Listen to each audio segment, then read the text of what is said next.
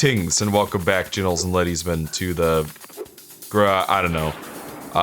Spyro 3, Year of the Dragon, because Victor has insisted that I stop with my terrible jokes. Once again. Yes, I don't know, I think you need to learn. I think he needs to, it'll be alright, Victor, if my jokes are bad. Be careful around these parts, You know? little dragon. There be more ghosts in this here shipyard than I can shake me pick at. Darn shame, too, 'cause I was mighty close to finding me treasure. Okay, so we are playing Lost Fleet. This is my least favorite level in the game. I actually kind of hate Lost Fleet, just a little bit. It is this game's equivalent of Zephyr, in my opinion, where there's just how much crap can we cram into one level? I swear it takes forever to clear. You know, and maybe I'm wrong about that, but it feels like it takes forever to clear, and that's the difference. It's like, you know, even with something like Enchanted Towers, which did evidently take like 30 minutes to, you know, if you're going for skill points and everything, which is, you know, quite a long time for one level in a Spyro game, but even then, it didn't really feel that long because I was so busy having fun. There's something about the way that this particular level is structured and built, and how the mini games are designed, that just makes it, and you know, the fact that, you know, the birds are back, so you gotta shoot them with the cannons too. You have to go underneath the water at one point using the special invincibility power-up gate. There are enemies everywhere. There's a skateboard section in the stage. It's like, let's put everything in the kitchen sink in one level, have it go on for 20 minutes. Or, you know, I don't know. Well, I guess we'll see how long it takes. We'll put up a thing so that you guys can. I'll put up a thing in post, and I'll have to remind myself in the playthrough, otherwise I'll forget when I'm editing, because that's just what I'm like, don't you know? Let's see. I could probably get those dang. Yep, we got the fucking Zephyr cannon balls back too. What was nice about the Icy Peak ones is that they were there was this high rate of fire laser cannon thing instead of cannonballs again. There we go. Now, in all fairness, it's not like this level is god-awful or anything. It's not even really bad per se, it's just compared to everything else. This is kind of one of those levels that I look forward to replaying the least when I pop in Spyro 3 again. And that's, you know, for the most part, I don't really have a lot of games that feel like that to me. You know, or, I'm sorry, a lot of levels in this game that feel like that. For the most part, I like pretty much every level in this game. But this level, there's something about it that I just hate, and I can't properly encapsulate it. Maybe it's the fact that, once again, we are seeing music recycled again, for this stage. We are listening to, like, a variation on Sheila's theme. They added, like, a couple extra instruments and called it a new song, I guess. You don't even play as Sheila in this level, so I don't know why that's the case. In the original Black Label version, it actually plays the music for Super Bonus Round in this level, which in this game only plays in Super Bonus Round. Spoilers, there's a level called Super Bonus Round in this game. But yeah, I mean, in terms of the main pathway shit, just to, you know, much like with Spyro 2, pretty much every level in this game is fine if you're just going for, you know, the character you need to build the next vehicle to the next hub world, you know, the talisman equivalent. If you're just going for that, then this level's fine. You can probably beat it in like 10 minutes. Or more like 5 minutes, actually. But, you know, in terms of the 100% completion experience, it is, we'll just say it's packed. We'll go with that. Anyways, we're gonna need to break open that wall there if we're gonna proceed. And I think I just got a text message, so I'm gonna go check that real quick. Yeah. Alright, come on over here. Get this fucking bird. It's just like how Zephyr, it's just like, even after you've gotten all the Calyx and all that shit, now you have to go get the mystery jar, because this level needs a mystery jar too, on top of everything else we've crammed into here. It's just like, we didn't need the birds here. And I don't know, it's weird because, you know, the Icy Peak level that I love oh so much, which is one of my favorite levels in the game, I don't know, it has birds too, but I didn't hate Would it you there. look at that? Some fool hid a dang gum egg in me treasure. Oh. Guess we'll go. By the way, there's a continuity error there.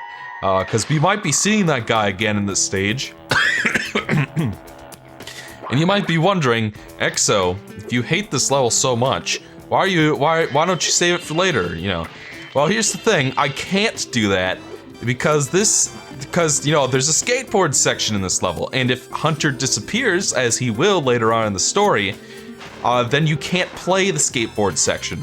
So that means I'll have to come back here later and play it then. And it's just like, I don't want to fucking do that. So, you know, I'm forced to come in here and play the stage again. By the way, every level in the game, from, you know, if you're going for the 100% experience of grab everything you can get as you can get it, you know, as, you know, just clear out every stage as it comes to you, that approach that I love oh so much. Then Spyro 3, lost my train of thought. Basically what I was trying to say is, after you've beaten the second boss in this game, you can unlock the treasure finder, and it's something I keep forgetting to do. Like, we can go play the second Sparks section, basically, and then when you play that, you will unlock the treasure finder feature. So I guess we'll go do that after we finish the stage, but, you know, we gotta finish the stage first, and that'll take quite a while. Like, see, this shit is just annoying. It's just like, it's just barely out of reach. There's not really a good sense of where this thing's gonna go, so it's basically just blind luck when you finally do hit the motherfucker. It looks like we did get them all. Alright, now we'll go over to this cannon here.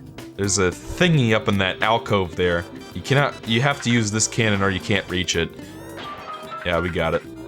Thankfully, you do unlock Whirlwind after you finish the stage. Right? Yeah, there it is. And this will take you back up into the ship, so you don't have to go all the way around, thank God. But, yeah, it's kind of a packed stage. I hate the music. Like, I'm fine with it in the Sheila sections, but it's just like, do I need to listen to this theme again for this stage, you know? It's just... I don't know, there's just something about this level that really rubs me the wrong way, and I've never really been sure what it is. But regardless, it's playable. There's nothing, like, super irritating about it. It's just... the stars aligned for this one, folks. I don't know what happened. But regardless, yeah. So, like I was kind of getting at, this stage does have a skateboarding section in it, and as you know, Hunter will disappear at some point during the story.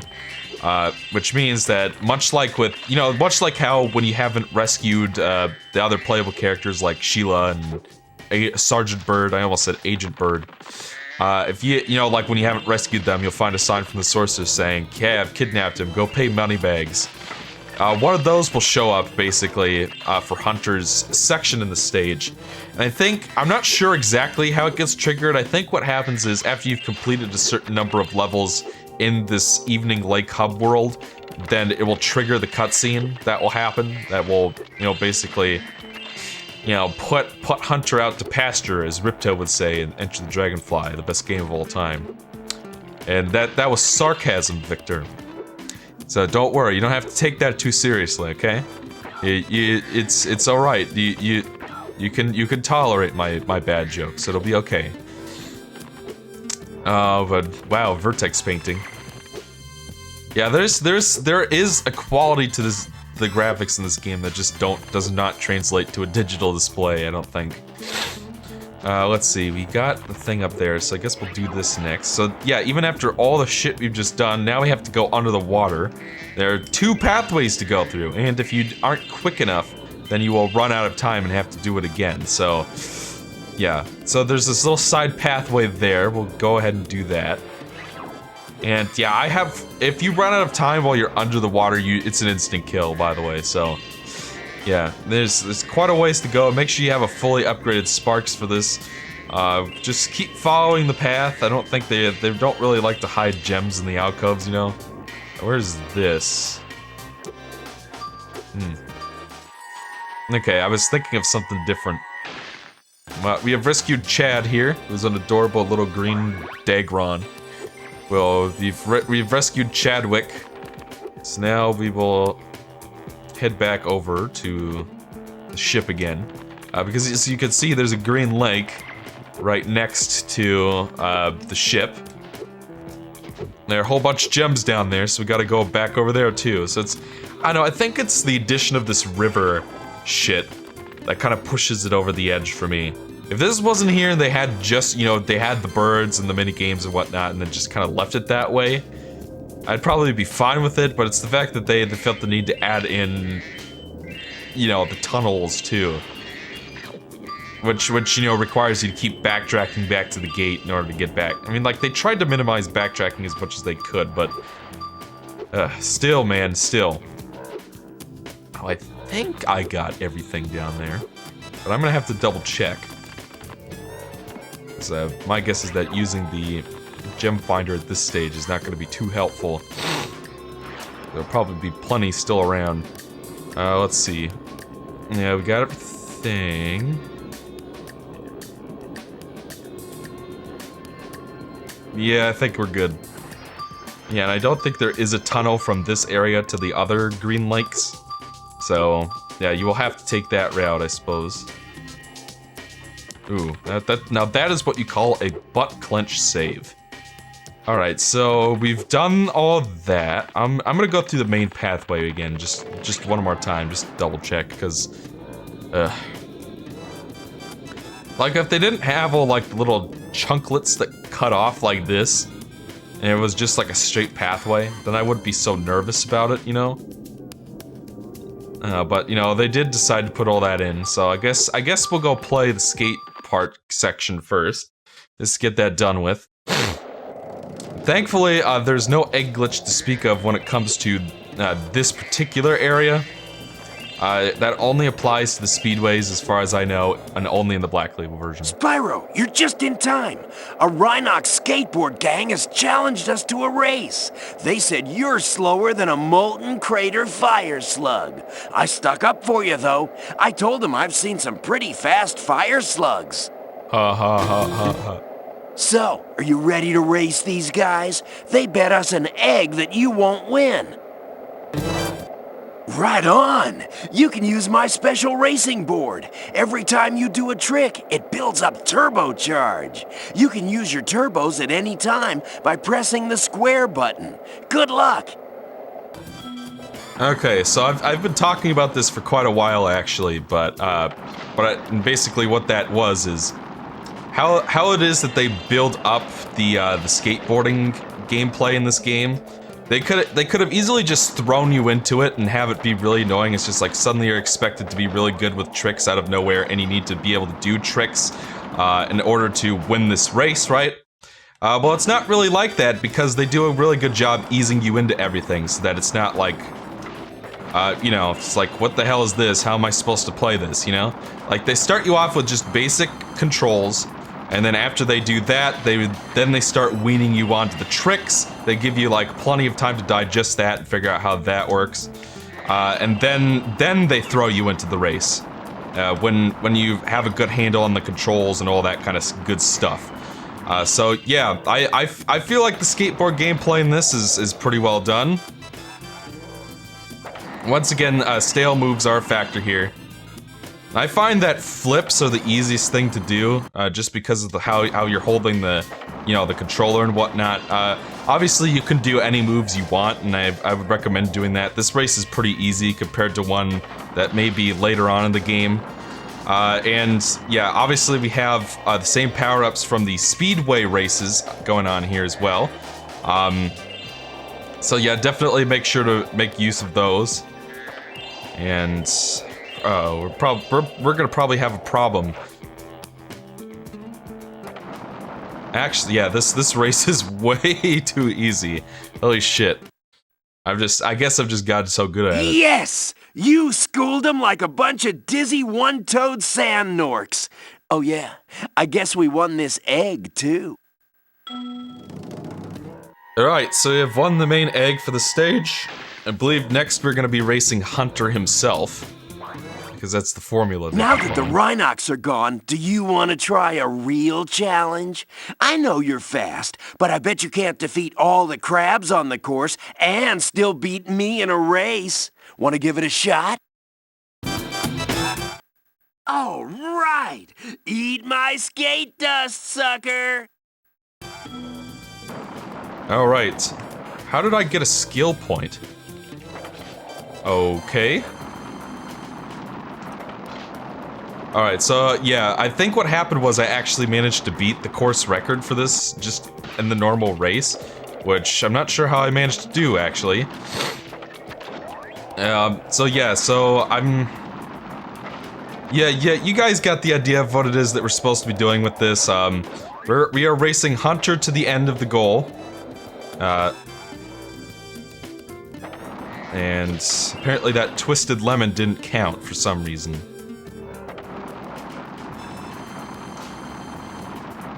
Yeah, so we got to defeat all the crabs and beat Hunter to the end of the course, and then we will get another egg.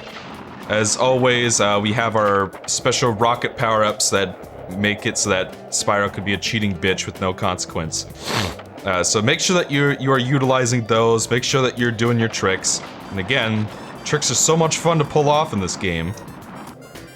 And there are a whole bunch of gems up there. You're missing exactly one crab, and it's this guy. There we go, we got him. 3 cheers for cheating, everyone. Alright, let's try Twisted Lemon real quick. Oh, damn. Yeah, Twisted Lemon's easy to pull off. Twisted Lemons and Limes, easy to pull off. And they give you a whole fuck ton of points, so make sure that you're utilizing those. We'll probably end up having to come back and grab a bunch of gems later. Because it's not really a good way to do that. Usually I like to do that ahead of time, you know, but not really a good way to do that in this course. Sheesh! I can't believe you beat me! You must have been practicing the whole time I thought you were looking for eggs. Hey, speaking of which, one of those crabs was guarding this one. Oh, Hunter.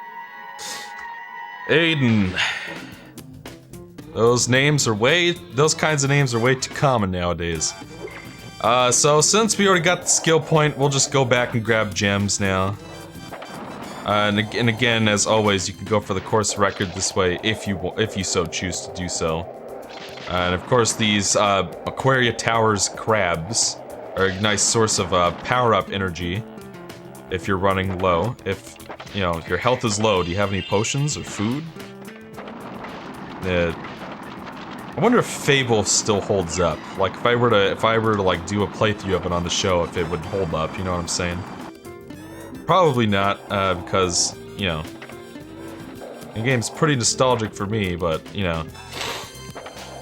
It was probably like the first real Xbox game I ever played, you know what I'm saying? Okay, that should be the last gem in this area, I think. Not really sure how to... Oh, that's right, I can quit. We'll quit the race, and then we'll use our handy-dandy gem finder. Yep, we found everything in this area. Okay, so now we're done with that. Now we get to go move on to the next minigame. Real quick. Let's see. You know, I must say, this is actually going quicker than I thought it would. I think we only have one more minigame.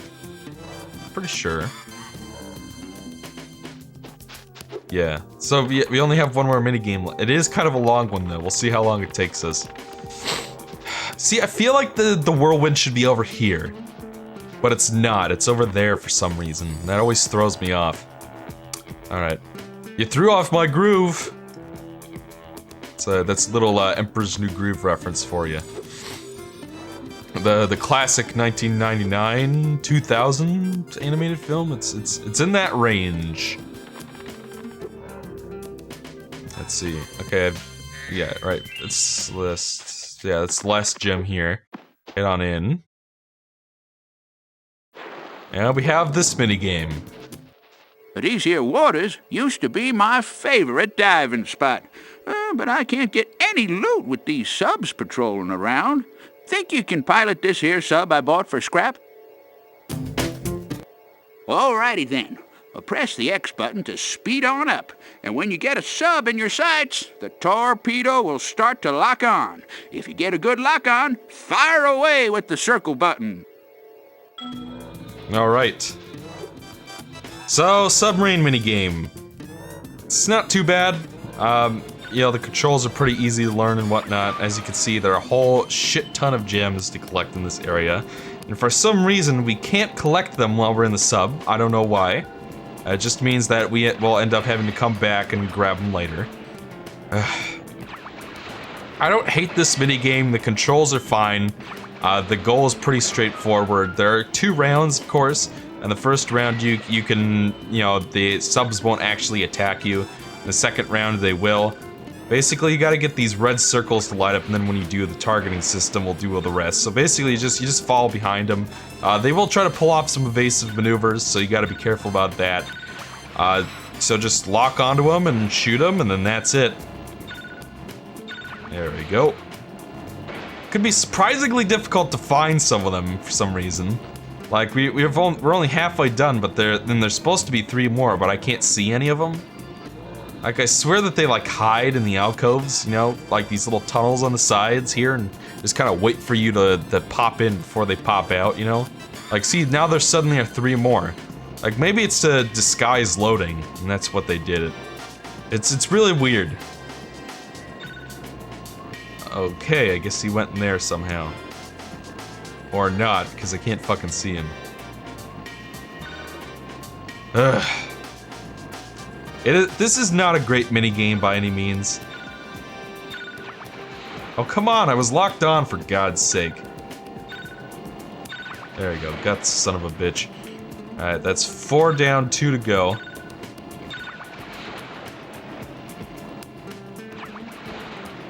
It is possible to hit them without locking on, but you gotta get pretty lucky with that, honestly. Alright, we got 1 more left. Let's see if I can find him.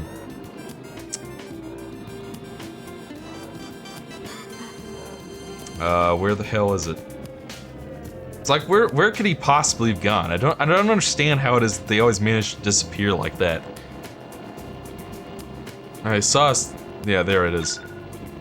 Either they just hide in there, or they could only load a few subs at a time, so they just kind of make it so that they pop up when you go in the tunnels. I don't know. Well, I'll be darned. You got some mean sub driving skills. Why don't you have this here egg as a reward? Ethel. It's one of those names that does not age well. Well, I hate to ask your help again, but there be even more subs that darn come out of nowheres. If you could blast them, I could use this acid lake as my swimming hole again. Darn tootin'! Get on, little dragon! So yeah, couple questions there. How is it that Crazy Ed can swim in acid? Do I want... I guess the bigger question is, do I want to know how he can swim in acid? Okay, now this round's a lot harder. If you fall directly behind them, then they will occasionally drop mines, which will blow you up. So you gotta kind of play more evasively. You could try leading your shots like this, I guess. Yeah, I got him that way. You could try doing that, or you could try, you know, heading them off and shooting them when they come. God, the AI is surprisingly sophisticated for these guys. Ugh. Smart technology, my ass. Alright, get him. So yeah, so my advice for the second round, do not follow directly behind them. Follow off kind of to the side, because if those mines hit you, it's an instant kill. So you gotta be careful about that. Okay, I don't know what interrupted my lock-on. Like, the lock-on's kind of finicky. Like, I'd rather play this than some of the other minigames in the game. Like, I don't know, it's still one of the worst ones, though. It's not exactly super fun to drive around in the sub and shoot people, you know? It plays fine, they explain how it works just fine. You don't do anything super complicated with it that you wouldn't understand. You know, you're given plenty of time to digest the mechanics and figure out how it works, you know. but it's not anything super fun to play is the problem, and that, you know, that is the problem. It'd be nice to be able to, you know, turn around. It's like they hide and wait for you to show up. Get him. Yeah, I guess we got him twice in a row that time. Alright, there's another sub somewhere around here. The fucker's hiding somewhere. Find him and then we're done. There he is. And he's gonna go in the fucking tunnel, yeah. Well, I do appreciate that the artificial intelligence does not insult my intelligence. Some semblance of strategy to this. There we go, got the motherfucker. And that's it. Woo-hoo! At last, the acid lake is safe for swimming again. I wish I could reward you better, but all I got's left is this here other egg. Maybe there'll be something better in this one. Yeah, so I'm not sure how Crazy Ed got back here. And like I was saying, I don't know how he swims in acid either. I guess he's just got a really tough skin, because, you know, once again, Spyro has to use this special... and it's like... Couldn't this have been regular water? Like, what difference would it have made? Because that basically means that while you're searching for all these gems that are lying around, you have to keep going back to the gate, you know, periodically, or else you just die instantly and then you don't remember where the gem was. You know, what gems you found and which tunnels and which you haven't, and it's just... bleh. It's just like yet another thing to tack onto the list for the stage. I really don't understand what my issue is here. I just hate playing this level. I don't know how to explain it. And if this is your favorite level, you know, fine, good for you. I don't take any offense to that, but it's just like... This is probably the level I look forward to replaying the least when I pop in Spyro 3 again. And, you know... I guess... It's pretty much the only level I don't really look forward to replaying when I pop this game in again, because I like most of the other levels just fine. There's something about this one that has never clicked with me. And judging by the time, because we're almost done with this area, it's like we need to... There's no way we could have made the power-up gate time limit longer for this area, or near unlimited. No! We have to make it have a time limit thing, so that you have to keep coming back to the gate. Because there absolutely had to be gems in this area. Oy. But the good news is, I think we're almost done. We have a few more gems up and over, and then we'll probably have that tunnel there. And then we'll probably be done, right? Yeah, no, we're done now. Alright, let's get out of this area. It should be a level complete, I'm pretty sure. We'll check in here. 600 gems, level complete. Thank fucking God. Let's get out of here. Might be a little longer part, but I forgot to set a timer, if you could believe that. So join me in episode... God, which episode is this? Episode 13. This was episode 12. Next will be episode 13. Join me in the next part, and we'll go on to another one of my favorite levels, actually. Over there. Until then, I'm XO, and I'll see you guys next time.